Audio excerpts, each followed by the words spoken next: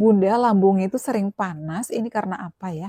Itu karena radang, iritasi, ataupun ada gastritis ya. Sensasi gastritis itu memang paling banyak dialami oleh penderita asam lambung ya. Gastritis keluhannya itu banyak banget, kenapa ya Bun? Kemudian yang kedua sering capek, ngos-ngosan, gampang banget capek.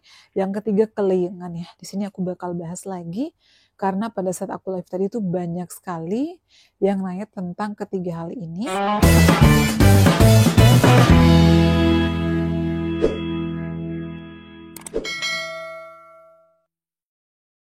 Assalamualaikum warahmatullahi wabarakatuh. Hai semuanya, kembali lagi di channel aku Deva dan Bunda. Apa kabarnya teman-teman? Semoga sehat selalu ya. Semangat banget aku kembali menyapa kalian. Ya mohon maaf udah beberapa hari aku nggak live YouTube ya. Karena aku aktif live di TokTok ya. Alhamdulillah. Terima kasih buat kalian juga yang udah hadir di TokTok aku. Yang belum follow boleh follow TikTok aku ya. Namanya itu nolawaod21. Di sana kalian boleh interaksi langsung dengan aku meskipun nggak secara langsung sih, tapi kalian boleh bertanya nanti Bunda jawab ya.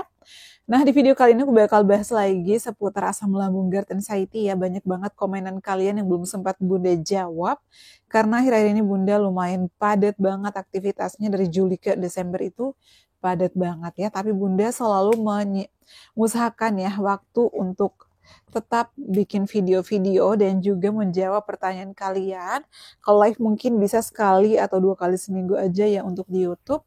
Kalau di TokTok bisa setiap hari mungkin ya, sebisanya aja sih. Nah, dan keluhan yang paling banyak yang saat ini yang masih sering dialami oleh kalian pejuang asam lambung itu adalah gastritis. Ada apa sih dengan gastritis? Kenapa sih gastritis ini sangat menyiksa? Gastritis ini susah banget sembuhnya, Bun. Ada banyak sekali yang curhat malam ini di Bunda ya. Masya Allah banget. Aku yakin sih kalian juga bisa sembuh. Asam lambung itu gak bahaya. Aku itu selalu semangat memotivasi kalian karena Bunda pernah di posisi itu ya. Dan yang paling banyak ditanyakan malam ini adalah Bunda, perutnya itu sering panas, lambungnya itu panas banget Bun. Itu karena apa ya? Kemudian yang kedua adalah kelingan, yang ketiga adalah cepat capek, ngos-ngosan. Di sini aku bakal bahas ketiga pertanyaan ini ya. Aku nggak nyebut nama karena tadi banyak sekali yang komen juga, jadi kalian wajib banget simak videonya sampai selesai. Pertama aku bakal bahas dulu perut panas ya. Kenapa sih kita perut panas? Ini sensasi yang Bunda alami juga pada saat itu karena hasil endoskopi aku tuh diagnosanya kan gastritis ya. Terjadi peradangan atau iritasi di dinding lambung aku. Dan penyebabnya ini apa? Ternyata kata dokter ada beberapa faktor yang menyebabkan kita gastritis ataupun iritasi atau radang. Pertama itu kita sering menunda-nunda makan. Harusnya makan jam 12, ditunda ke jam 2 atau jam 3. Pokoknya kita nggak boleh telat makan intinya.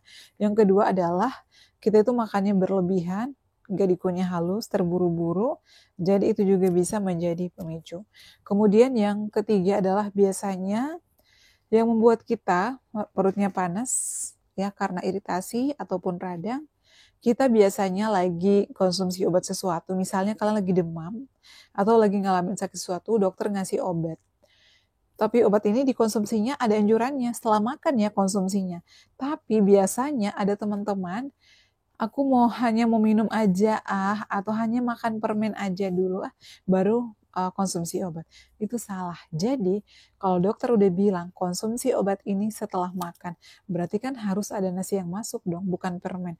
Berarti harus ada nasi yang masuk, bukan ciki. Jadi makan itu harus makan nasi. Kalau enggak nasi, roti. Jangan nggak mau aku masih kenyang padahal makannya kapan kemarin. Jadi harus banget konsumsi nasi sebelum makan kalau memang itu obatnya harus dikonsumsi setelah makan. Karena ini ada pengalaman aku pada saat itu aku lagi pelatihan ya di suatu tempat, ada teman aku itu dia tuh ngerasa perutnya tuh kayak suka melilit. Ternyata setelah diperiksa sama dokter, dia tuh paling senang makan buah. Dan dia tuh pada saat itu lagi konsumsi obat-obatan tertentu. Dia nggak mau makan nasi. Aku udah makan buah kok tadi pagi, nggak mau makan nasi, langsung konsumsi obat itu. Jadi dia kena lambung. Lambungnya itu udah radang, udah kategori sedang. Makanya dokter selalu wanti-wanti, kamu itu nggak bisa makan obat, konsumsi obat, kalau sebelum makan, kecuali obat lambung ya. Ini selain obat lambung, kalian ngerti lah pasti ya. Jadi kalau misalnya aku mau konsumsi paracetamol, tapi baru bangun tidur nih belum makan nasi, itu salah ya menurut aku. Jadi harus makan nasi dulu, kalau enggak nasi bubur atau oat. Jadi harus ada pelindung dulu. Nah jadi kalau misalnya udah ngalamin panas, lambungnya sering perih, itu adalah sebabnya atau penyebabnya karena hal-hal yang Bunda udah sebutin tadi. Cara mengatasinya gimana? Pertama, kita tuh nggak boleh telat makan ya. Nggak boleh telat makan, jadi wajib banget pagi hari bangun pagi. Pertama, konsumsi air yang suam-suam kuku. Ke dapur, konsumsi air yang masih hangat, yang masih panas-panas kuku, suam-suam kuku. Kemudian setelah itu, masak pati Garut. Ini murah loh, cuma 30.000 udah dapat gula merah. Beli, linknya ada di bawah ya. Kenapa aku suruh beli? Aku konsumsi ini hampir 2 tahun lebih lah ya. Karena aku itu radang. Jadi konsumsi ini tuh menurut Bunda ya, karena pengalaman, ini tuh untuk melapisi lambung kita yang tadinya itu iritasi atau merah ataupun juga radang. Karena ya penyebabnya yang Bunda sebutin tadi, sering telat makan. Kan lama-lama kalau misalnya kita sering telat makan, makannya berlebihan itu bakalan, lambung itu bakalan terganggu atau bakalan ada gangguan atau rusak. Jadi untuk mengantisipasi hal tersebut, kita lapisi dengan tepung Garut ini ya. Meskipun mungkin belum ada penelitian secara ilmiah, tapi banyak buktinya termasuk Bunda konsumsi ini 2 tahun lebih, alhamdulillah memang bagus. Karena menurut aku kalau pagi hari itu ataupun siang sebelum makan nasi, konsumsi itu kayak ada lebih adem lambung kita, lebih nyaman. Jadi pada saat nasi masuk, nasi, ikan, sayur, meskipun itu mungkin agak keras ya, nggak selembut pati Garut, itu terasa nyaman aja. Intinya kalau kita udah konsumsi pati Garut ini, tunggu 30 menit dulu baru makan nasi dan dikunyah halus. Pakai nasi, ikan, boleh ayam, boleh telur, tapi kalau telur pakai putihnya dulu aja ya. Kemudian pakai sayur, sayurnya yang bening-bening dulu kalau lagi perih. Bening boleh bening bayam, wortel, boleh dikasih timun ataupun labu siam, itu boleh ya. Kalau telur boleh disemur, tapi kalau bisa kuningnya dikurangi. Boleh konsumsi namanya tepung Garut. Kalau mau merek lain boleh, tapi kalau mau samaan boleh di keranjang. Banyak yang ngeluh, Bunda aku udah beli tapi kok kaya bau apa.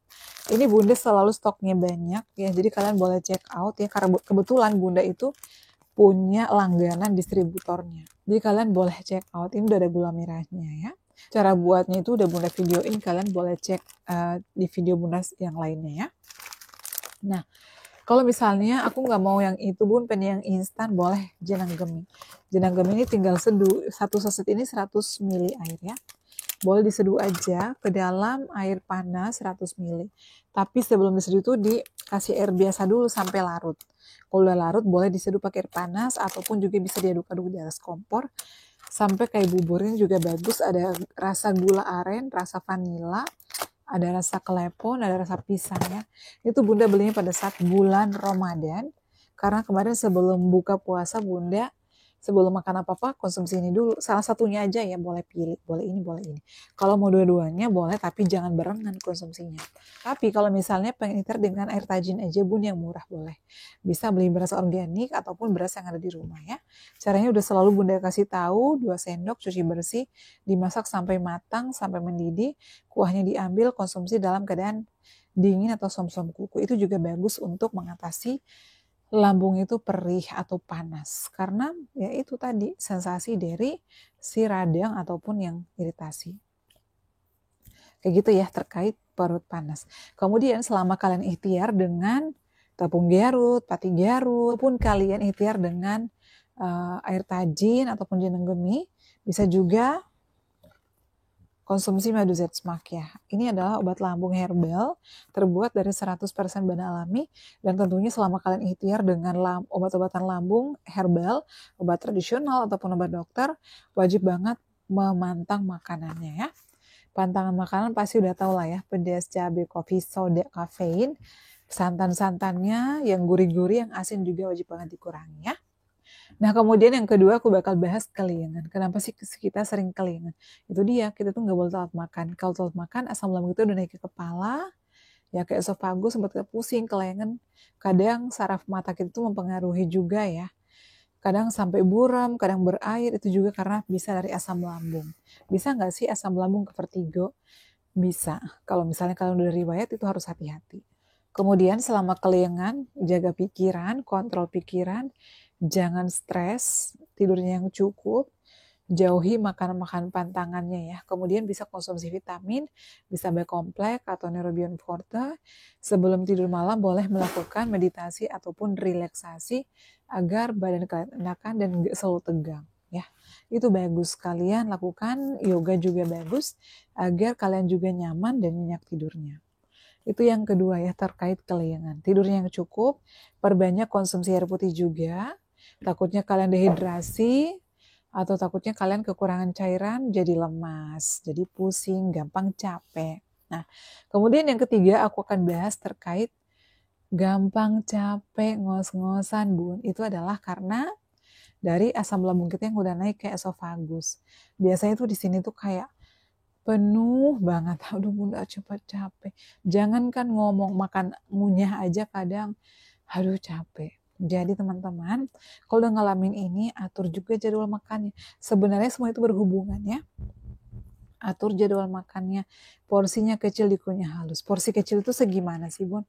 1 centong magicom atau 3 sendok makan ya. Itu boleh dicoba di rumah. Atur jadwalnya 2 jam sekali, porsinya kecil, dikunyah halus. Kemudian kalau masih ngos-ngosan, cepat capek juga wajib banget menghindari yang namanya gurih, minyak, santan, pedas, soda, kafein. Dan sering olahraga, berjemur di matahari pagi ya, terutama kalau lagi 6:30. Kemudian kalian sering melakukan latihan pernafasan diafragma. Caranya, habis jalan kecil, treadmill atau stretching, duduk, bisa sambil selonjoran, bisa sambil dilipat kakinya, kemudian tarik nafas, tahan,